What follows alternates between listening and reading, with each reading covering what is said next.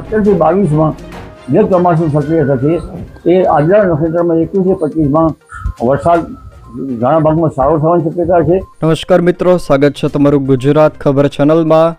ખેડૂતો વાવણી માટે તૈયાર થઈ જાઓ, ખેડૂતોમાં ખુશીની લહેર આવી જાય તેવી આગાહી અંબાલાલ પટેલ દ્વારા કરવામાં આવી છે। જોકે ગુજરાતમાં ચોમાસાએ એન્ટ્રી કર્યા પછી હાલ મંદ પડી ગયું છે। જોકે હવે ખેડૂતોને મોટી રાહતના સમાચાર અંબાલાલ પટેલ તરફથી આપવામાં આવ્યા છે। તેઓએ જણાવ્યું છે કે આગામી 4 દિવસમાં ચોમાસું ફરી સક્રિય થશે અને રાજ્યના મોટાભાગના વિસ્તારોમાં સારો એવો વરસાદ જોવા મળશે। જોકે કેટલાક વિસ્તારોમાં ગાજવીજ અને થંડરસ્ટોર્મ એક્ટિવિટી સાથે વરસાદ થવાની શક્યતાઓ પણ વ્યક્ત કરવામાં આવી છે। સાથે જ ચોમાસું જામવાને લઈને પણ તેઓએ મહત્વની આગાહી કરી છે। જ્યારે આંધી વંટોળ અને આદ્રા નક્ષત્રમાં ભારે વરસાદને લઈને પણ તેઓએ મોટી આગાહી કરી છે।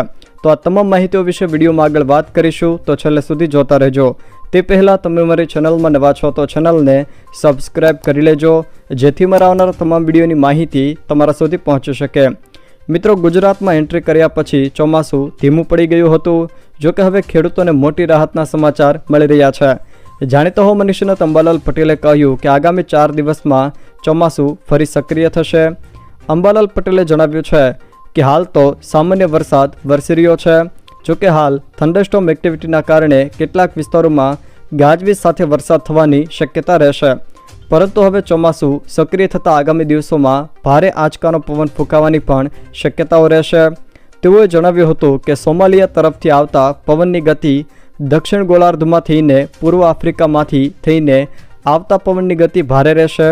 જોકે તારીખ 17થી લઈને 19 જૂનમાં પવનની ગતિ ભારે રહેશે અને આ અરસામાં ગુજરાતમાં ગાજવીજ સાથે વરસાદ થવાની શક્યતા તેઓએ વ્યક્ત કરી છે। અંબાલાલ પટેલે વધુમાં જણાવ્યું છે કે તારીખ 17થી લઈને 22 સુધી ભારે પવન સાથે વરસાદ રહેશે। સાથે જ 22થી લઈને 25 જૂનમાં ચોમાસું જામશે। તારીખ 22 થી 25માં આદ્રા નક્ષત્રમાં રાજ્યના વિસ્તારોમાં તેઓએ ભારે વરસાદની પણ આગાહી કરી છે। જોકે 22 જૂન સુધીમાં આંધી વંટોળ રહેશે। અરબી સમુદ્રમાંથી ભેજ લઈને ભારે પવન પણ ફૂંકાશે। જોકે પૂર્વ ભારત તરફ વરસાદની ગતિ ધીમી રહેશે તેવું પણ તેમણે જણાવ્યું છે। સાથે તેઓએ વધુ માહિતી આપતા જણાવ્યું હતું કે આમ મંદ પડેલું ચોમાસું આગામી 4 દિવસમાં સક્રિય થશે। તારીખ 17થી 22 જૂનમાં ફરી ચોમાસું સક્રિય થઈ જશે। જોકે 22 જૂન સુધીમાં ભારે ગાજવીજ સાથે અમુક વિસ્તારમાં વરસાદ થશે અને વીજળીઓ પણ વધુ થશે।